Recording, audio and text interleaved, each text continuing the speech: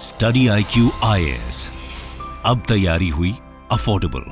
नमस्कार दोस्तों, इसमें कोई डाउट नहीं है कि केंद्र सरकार के लिए एक बहुत बड़ा झटका है, क्योंकि सुप्रीम कोर्ट ने 2018 में इंट्रोड्यूस हुआ इलेक्टोरल बॉन्ड स्कीम इसको अनकॉन्स्टिट्यूशनल डिक्लेयर कर दिया है। ये आप देख सकते हो खबर, supreme court strikes down electoral bond scheme unconstitutional. तो इसको डिटेल से मैं आपको बताऊंगा, इलेक्टोरल बॉन्ड स्कीम क्या होता है, इसके अंदर कैसे डोनेशन होता है, जो पेटिशनर्स हैं उन्होंने क्या आर्गुमेंट रखा, सरकार ने क्या कहा, फिर सुप्रीम कोर्ट का क्या जजमेंट आया, और साथ ही साथ यहां पर जो पिछले साल डोनेशंस आया है उसमें से बीजेपी और किन पॉलिटिकल पार्टीज को कितना डोनेशन, वो सारी चीजें मैं आपको बताऊंगा। चलिए आगे बढ़ते हैं, लेकिन उससे पहले ध्यान रखिएगा दोस्तों, कल से हमारा फाउंडेशन बैच स्टार्ट हो रहा है। मतलब एक ऐसा बैच यूपीएससी का जिसके अंदर प्रीलिम्स, मेंस, इंटरव्यू सब कुछ की तैयारी, कंप्लीट प्रिपरेशन कराई जाती है। इसमें आपको पर्सनल मेंटर भी अलॉट किया जाता है। अगर अवेल करना है तो हमारे वेबसाइट ऐप पर जाइए या फिर कमेंट सेक्शन में लिंक है और यूज करिए कोड अंकित लाइव, या ये कोड इस्तेमाल करने से आपको मैक्सिमम डिस्काउंट मिल जाता है।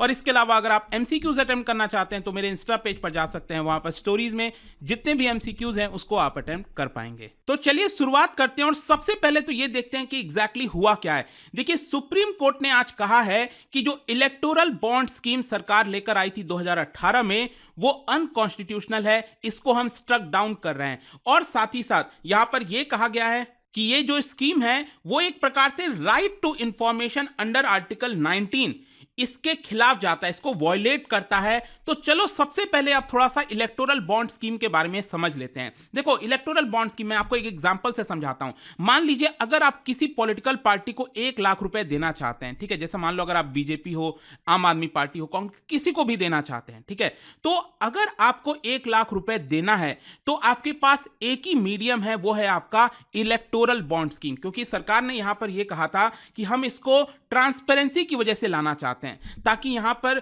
जो भी पैसा पॉलिटिकल पार्टीज के पास आए वो बैंक खाते की तरह से आए, मतलब कि ब्लैक मनी का पैसा ना आए। ऐसा सरकार ने कहा था 2018 में जब ये स्कीम इंट्रोड्यूस किया था। तो अगर मान लो आपको 1 लाख रुपए देना है तो आपको क्या करना पड़ेगा, एसबीआई के ब्रांच जाना पड़ेगा। ध्यान रखिएगा, किसी और ब्रांच में नहीं, और वो भी सिलेक्टेड एसबीआई के ब्रांच जाना पड़ेगा। वहां पर जब आप जाओगे आप कहोगे कि मैं इस पॉलिटिकल पार्टी को या कांग्रेस, बीजेपी, किसी को भी अगर आप 1 लाख रुपए देना चाहते हैं तो आप 1 लाख रुपए जमा करेंगे। एसबीआई क्या करेगी, आपको एक बॉन्ड जारी कर देगी, एक बॉन्ड दे देगी। फिर वो बॉन्ड लेकर आप उस पॉलिटिकल पार्टी के पास जाओगे, बीजेपी, कांग्रेस, जिसके पास, और वो बॉन्ड जमा कर दोगे, ठीक है।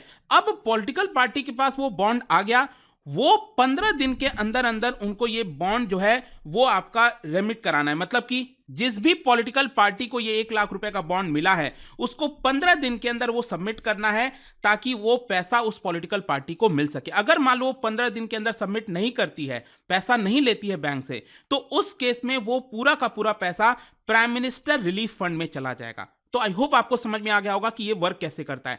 इसमें सबसे इंपॉर्टेंट चीज ये है कि ये जो इंफॉर्मेशन है ना, मतलब कि किसने पैसा दिया और किस पॉलिटिकल पार्टी को दिया, ये इंफॉर्मेशन सिर्फ और सिर्फ किसके पास रहेगी, एसबीआई के पास रहेगी, स्टेट बैंक ऑफ इंडिया के पास रहेगी। तो यहां पर जो अपोजिशन थे उनका कहना था कि देखिए एसबीआई तो एक सरकारी बैंक है, तो सरकार जब चाहे यहां पर सारी इंफॉर्मेशन ले सकती है, किस पॉलिटिकल पार्टी को कितना पैसा मिला, क्या मिला। अगर मान लो अपोजिशन को ज्यादा पैसा मिलता है तो हो सकता है सरकार उस कंपनी को, उस इंडिविजुअल को हैरेस कर सकती है। ऐसे आर्गुमेंट दिए जा रहे थे। खैर, इसके अलावा यहां पर एक और चीज है कि आप अगर मान लो 3,500 रुपए देना चाहते हैं तो क्या आप 3,500 दे सकते हैं ये बॉन्ड से? नहीं, यहां पर स्पेसिफिक जो है आपका मल्टीपल्स में ही दिया जा सकता है, जैसे 1,000 रुपए में, या फिर 10,000, या फिर 1 लाख, 10 लाख, या फिर 1 करोड़। इसी डिनोमिनेशंस में ये जो बॉन्ड है वो जारी किए जा सकते हैं। और सबसे खास बात यह है इस डोनेशन की कि ये आपका पूरी तरह से टैक्स एग्जम्पशन है, 100% टैक्स एग्जम्पशन, ठीक है। यहां पर कोई भी टैक्स नहीं लगता है किसी के भी ऊपर।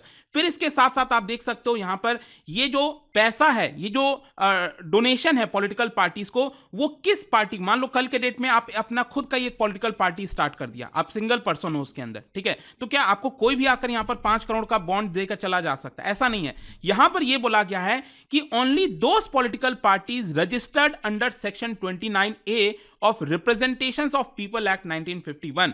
और साथ ही साथ इसमें एक और कंडीशन है कि आपको लोकसभा चुनाव में या फिर किसी भी राज्य के चुनाव में वहां पर कम से कम 1% वोट मिलना चाहिए, तभी आप ये बॉन्ड से पैसा ले सकते हैं, वो पॉलिटिकल पार्टी पैसा ले सकती है, अदरवाइज नहीं ले सकती। फिर इसके अलावा यहाँ पर एक और चीज है कि 2018 एक्चुअली क्या हुआ था, 2017 में अरुण जेटली जी जो फाइनेंस मिनिस्टर थे तब उन्होंने अनाउंस किया था, लेकिन फाइनली 2018 से इसको इंप्लीमेंट किया गया था। तो जब इसको इंप्लीमेंट किया गया था तो कुछ लॉज में चेंजेस किए गए थे, जैसे कंपनीज एक्ट हो गया, इनकम टैक्स एक्ट हो गया, फॉरेन कंट्रीब्यूशन एक्ट FCRA आपने सुना होगा, फिर reserve bank of India act, उन सब में बदलाव किया गया था। लेकिन जैसे ये स्कीम 2018 में आई, कई सारे पॉलिटिकल पार्टीज ने इसको लेकर पिटीशन डाल दिया, जैसे कि communist party of India CPI, common cause and the association for democratic reform. देखो ADR आपने कई बार सुना होगा और इसका आंकड़ा मैं आपको दूंगा, क्योंकि ADR कई सारे आंकड़े जारी करती है इलेक्शन से रिलेटेड, किस पॉलिटिकल पार्टी को कितना पैसा मिला, क्या ब्लैक मनी का पूरा मामला चल रहा है, वो सारे जो डेटा है वो ADR शेयर करती है, वो मैं आपको आखिरी में बताऊंगा। लेकिन क्या होता है कि ये जो पूरा मामला है वो सुप्रीम कोर्ट के अंदर 5 जजों की कॉन्स्टिट्यूशनल बेंच के सामने चला जाता है, जिसको लेड किया जाता है by chief justice of India जो DY चंद्रचूड़। तो मैं आपको बता दूं कि इसकी पूरी सुनवाई पिछले साल 31 अक्टूबर से 2 नवंबर के बीच में सुनवाई हुई थी, मतलब 3 दिन तक इसको लेकर पूरा बहस चला था।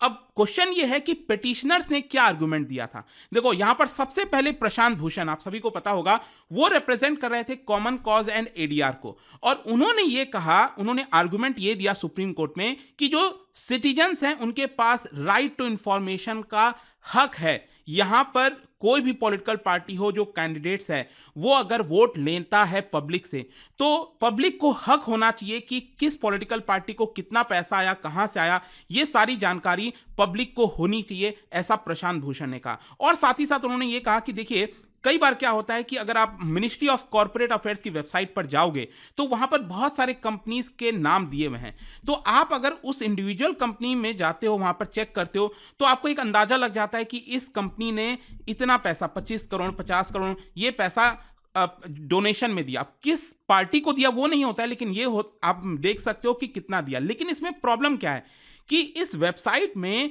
23 लाख रजिस्टर्ड कंपनीज हैं, तो क्या एक ऑर्डिनरी सिटीजन मतलब वो 23 लाख कंपनीज जो रजिस्टर्ड हैं उनमें जाकर चेक कर पाएगा? Is it possible? Not possible. तो प्रशांत भूषण का कहना था कि ये गलत है, ऐसा नहीं होना चाहिए। फिर इसके साथ साथ उन्होंने एक और आर्गुमेंट दिया कि ये जो स्कीम लाई गई है वो रूलिंग गवर्नमेंट को एक तरह से फेवर करती है, जो भी रूलिंग गवर्नमेंट होगी, क्योंकि यहां पर क्या हो रहा है कि जो कॉर्पोरेट्स हैं, जो कंपनीज हैं, वो रूलिंग गवर्नमेंट को ही ज्यादा डोनेशन देने की कोशिश करेंगी ताकि इनडायरेक्ट वे में यहां पर उनको बेनिफिट मिल सके, चाहे वो लाइसेंस के फॉर्म में हो, पॉलिसी चेंज के फॉर्म में हो, गवर्नमेंट कॉन्ट्रैक्ट के फॉर्म में हो। ये आर्ग्यूमेंट्स प्रशांत भूषण जी के द्वारा दिए गए। फिर इसके साथ साथ यहां पर एक और पिटिशनर थे, एडवोकेट कपिल सिब्बल साहब, आपको पता है कांग्रेस पार्टी के। उन्होंने भी यहां पर कई सारे गैप्स को हाईलाइट किया। सबसे पहले उन्होंने तो यह कहा है कि यहां पर जो कंपनीज हैं they will fail towards the duties towards share holders, मतलब कि कोई भी कंपनी है, मान लो जैसे कि मान लो अगर रिलायंस है, अगर आपने एक शेयर भी रिलायंस का ले रखा है तो आप क्या हो, आप उस कंपनी के मालिक हो। हाँ, उतना हक नहीं है आपके पास बहुत सारा, क्योंकि आपके पास एक ही शेयर है, परसेंटेज वाइज बहुत कम होता है। तो यहां पर आप भले ही यहां पर एक ही शेयर है, लेकिन आप शेयर होल्डर हो, आप उसके ओनर हो कंपनी के। तो यहां पर क्या है कि जो शेयर होल्डर्स होते हैं उनके पास हक होना चाहिए कि हमारी कंपनी किसको क्या पैसा दे रही है, वो हमें पता होना चाहिए। लेकिन ये स्कीम के तहत कुछ भी पता नहीं चल पाता कि उस कंपनी ने किस पॉलिटिकल पार्टी को कितना फंड दिया, क्यों दिया, ये सारी जानकारी नहीं मिल पाती। फिर इसके साथ साथ इसमें एक और चीज है कि यहां पर अगर मान लो कोई कंपनी है वो लॉस कर रही है, उन्होंने 5 लाख का लॉस किया, उसके बावजूद भी उस कंपनी को अलाउड है कि वो पैसा दे सकती है किसी भी पॉलिटिकल पार्टी को, तो क्या ये सही है? तो इसी को लेकर आर्गुमेंट दिया गया कपिल सिब्बल साहब के भी द्वारा। अब देखिए सेंट्रल गवर्नमेंट ने अपनी तरफ से क्या किया। सेंट्रल गवर्नमेंट इस स्कीम के फेवर में थी, ऑब्वियस सी बात है, तो रिप्रेजेंट किया जा रहा था भाई सॉलिसिटर जनरल तुषार मेहता जी के द्वारा, और उन्होंने आर्गुमेंट ये दिया कि देखिए ये जो स्कीम लाई गई है it is not to ensure anonymity, मतलब कि जो पिटिशनर्स ने कहा है कि इसमें एनोनिमस रखा जाता है कंट्रीब्यूटर्स को, ये गलत है। हमारा स्कीम का मेन मकसद है कॉन्फिडेंशियलिटी, मतलब हम कॉन्फिडेंस रखना चाहते हैं कि जो डोनेशन दे रहा है उसका नाम पब्लिक में रिवील नहीं होना चाहिए। बेसिकली यहां पर सेंट्रल गवर्नमेंट का आर्गुमेंट यह था कि सुप्रीम कोर्ट ने 2019 में एक डिसीजन सुनाया था फंडामेंटल राइट्स का, प्राइवेसी, राइट टू प्राइवेसी को लेकर।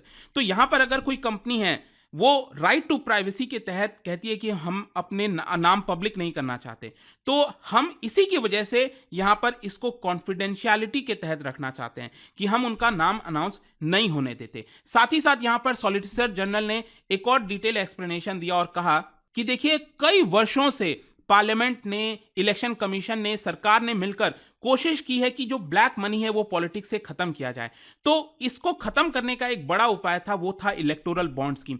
इसी की वजह से हमने ये इलेक्टोरल बॉन्ड स्कीम लेकर आए, ताकि कोई भी बड़ा अमाउंट अगर देता है किसी भी पॉलिटिकल पार्टी को, तो यहां पर वो बॉन्ड के अलावा नहीं दे सकता, वो उसको बॉन्ड में ही वो पैसा देना पड़ेगा, अदरवाइज वो पैसा नहीं दे पाएगा। और साथ ही साथ सरकार का एक और कहना था कि अगर कोई दिक्कत है स्कीम के अंदर, तो हमें उसको स्ट्राइक डाउन नहीं करना चाहिए। अगर कोई दिक्कत है, प्रॉब्लम है, तो हम उसमें सुधार कर सकते हैं, हम उसमें कुछ बदलाव कर सकते हैं, लेकिन इसको स्ट्राइक डाउन करना सही नहीं होगा, ऐसा सेंट्रल गवर्नमेंट ने कहा था। तो ये सारी चीजें एक तरह से बोली गई थी सेंट्रल गवर्नमेंट की तरफ से कि ये स्कीम ठीक है, अगर कुछ थोड़ा बहुत सुधार करना होगा तो वो हम कर सकेंगे। लेकिन सुप्रीम कोर्ट ने देखिए आज अपने फैसले में क्या सुना है। सबसे पहले तो कहा है कि ये अनकॉन्स्टिट्यूशनल है। क्यों? Because it violates the right to information of citizens, और इसीलिए इसको कैंसिल कर दिया गया। देखिए, सबसे बड़ा जो आर्गुमेंट सुप्रीम कोर्ट ने दिया है ना अपने जजमेंट में, वो क्या है? देखिए, यहां पर सुप्रीम कोर्ट ने कहा है कि कोई भी कंपनी अगर पैसा देती है किसी भी पॉलिटिकल पार्टी को, आप उसको सेम इंडिविजुअल की तरह नहीं ले सकते। मतलब कि अगर कोई पॉलिटिकल पार्टी पैसा दे रही है, तो उस केस में ऑब्वियस सी बात है कि हो सकता है कि वो किसी पॉलिटिकल पार्टी से या रूलिंग पार्टी से फेवर लेने की कोशिश कर रही हो। अगर कोई इंडिविजुअल देता है तो वो भी हो सकता है कि शायद कोई लेने को कोशिश कर रहा होगा, लेकिन जो कोई कंपनी होती है ना बड़ी बड़ी, वो हैवी अमाउंट में पैसा डोनेट करती हैं कई बार, तो उनका इन्फ्लुएंस पॉलिटिकल प्रोसेस में बहुत ज्यादा होता है। और साथ ही साथ सुप्रीम कोर्ट ने कहा कि देखिए, आपने जो कंपनीज एक्ट के अंदर जो सेक्शन 182 है उसके अंदर जो बदलाव किया है वो काफी गलत है। मतलब कि यहां पर सरकार ने यह कह दिया कि कोई भी कंपनी, चाहे वो लॉस मेकिंग भी कंपनी हो, वो भी यहां पर कंट्रीब्यूट कर सकती है। तो एक तरह से ये सही नहीं होगा। अगर कोई कंपनी है, मान लो वो लॉस कर रही है, तो वो क्यों कंट्रीब्यूट करेगी? तो ये सारे आर्गुमेंट सुप्रीम कोर्ट की तरफ से दिए गए। ओवरऑल आई होप आपको समझ में आ गया होगा कि एक तरह से सुप्रीम कोर्ट ने इसको अनकॉन्स्टिट्यूशनल कर दिया है। अब आगे क्या? देखो, यहां पर आगे सुप्रीम कोर्ट ने सबसे पहले तो स्टेट बैंक ऑफ इंडिया को कहा है कि आपको इसके बारे में जितनी भी जानकारी है वो पब्लिक में रखनी होगी। पब्लिक में कैसे? बेसिकली क्या है, अब सबसे पहली बात तो ये इलेक्टोरल बॉन्ड्स अब जारी नहीं कर सकती आज एसबीआई, ये एक क्लियर हो गया। फिर 6 मार्च तक टाइम दिया गया है एसबीआई को, स्टेट बैंक ऑफ इंडिया को, कि यहां पर जितनी भी जानकारी है 2019 से लेकर अभी तक का इस इलेक्टोरल बॉन्ड स्कीम का, वो सारी जानकारी इलेक्शन कमीशन को 6 मार्च तक सबमिट करें। और फिर इलेक्शन कमीशन क्या करेगा? उसको एक हफ्ते के अंदर अंदर पब्लिक के सामने रख देगा। तो हमें पता चल जाएगा कि किस पॉलिटिकल पार्टी को कितना पैसा मिला, कैसे मिला। तो ये सब कुछ अब रिवील होने वाला है। लेकिन यहां पर एक और इंटरेस्टिंग चीज मैं आपको बता दूं, अभी जस्ट 1-2 दिन पहले ही यहां पर जो एडीआर है, मैंने आपको बताया था, एसोसिएशन फॉर डेमोक्रेटिक रिफॉर्म्स, इनकी तरफ से रिवील किया गया है कि 2022-23 में जितना भी कॉर्पोरेट डोनेशन आया है पॉलिटिकल पार्टीज को, उसका 90% अकेले बीजेपी को मिला है। ये आप देख सकते हो, 2022-23 में लगभग 680 करोड़ रुपए ये बीजेपी को कहें अकेले। और बेसिकली ये जो आंकड़ा है वो उन्हीं में से लिया गया है जहां पर 20,000 से ज्यादा का डोनेशन हुआ। ये ध्यान में रखिएगा, एडीआर ने कहा है कि हमने उन आंकड़ों को लिया है जहां पर सिर्फ 20,000 से ज्यादा का जो डोनेशन है वो कंट्रीब्यूट किया गया है। टोटल डोनेशन अगर आप देखोगे 2022-23 में, वो था 850 करोड़, और इसमें से बीजेपी को आया करीब 720 करोड़ के आसपास, और सेकेंड नंबर पर कांग्रेस है 79 करोड़। आप समझ सकते हो कहां 720 करोड़ बीजेपी और 80 करोड़ कांग्रेस को मिला है। मतलब कि अगर आप बाकी के 4 पार्टीज को मिला दोगे, कांग्रेस, आम आदमी पार्टी, एनपीपी, सीपीआई, इन सबको अगर आप मिला दोगे, उनको जितना पैसा आया है ना, उसका 5 गुना पैसा अकेले बीजेपी के पास आया है। तो ये ध्यान में रखना है। अब देखते हैं आगे क्या होगा। इस मतलब आई एम श्योर कि अब आपको पता ही चल गया होगा कि एक तरह से ये अनकॉन्स्टिट्यूशनल हो गया है, बंद हो गया है। आपका क्या सोचना है इसको लेकर मुझे कमेंट्स में जरूर बताइएगा। और जाने से पहले एक इंटरेस्टिंग क्वेश्चन, क्या बता सकते हैं which of the following are the features of money market? इन चारों में से कौन सा मनी मार्केट का फीचर है आपको बताना है। इसका राइट आंसर आप सबको पता है, मेरे इंस्टाग्राम पर तो मिलेगा ही, वहां पर अगर आप नहीं हो कोई बात नहीं, टेलीग्राम से ले सकते हैं इसका सही उत्तर। मैं कई सारे जो एमसीक्यूज हैं वो यहां पर स्टोरीज में डालता रहता हूं। अगर आपको पीडीएफ चाहिए तो टेलीग्राम पर आइए, अलग अलग सोशल मीडिया पर आप जुड़ पाओगे। और जैसा मैंने आपको बताया, अगर आप यूपीएससी की तैयारी कर रहे हैं, कोई भी बैच चाहते हैं, you can just use this code Ankit live, ताकि आपको मैक्सिमम डिस्काउंट मिल जाए। आई होप कि वीडियो आपको पसंद आया होगा। मिलता हूं आपसे next time. Till then, thank you very much, see you soon. Study IQ IAS, अब तैयारी हुई अफोर्डेबल।